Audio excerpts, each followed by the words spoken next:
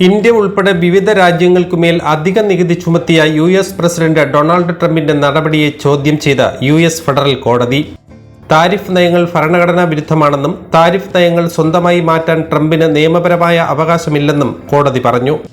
US. Court of international ട്രേഡിലെ 3-അംഗ ബെഞ്ചാണ് വിധി പുറപ്പെടുവിച്ചത്. യു.എസ്. കോൺഗ്രസിന്റെ അനുമതിയില്ലാതെ മറ്റു രാജ്യങ്ങൾക്കുമേൽ നികുതി ചുമത്താൻ ട്രംപിന് അധികാരമില്ല. പുതിയ തീരുവ ചുമത്തുന്നതിൽ നിന്ന് ട്രംപിനെ തടഞ്ഞ കോടതി നിയമം അനുശാസിക്കുന്ന അധികാരങ്ങൾക്കപ്പുറത്തേക്ക് ട്രംപ് കടന്നുവെന്ന് വിമർശിച്ചതായി AFP റിപ്പോർട്ട് ചെയ്തു.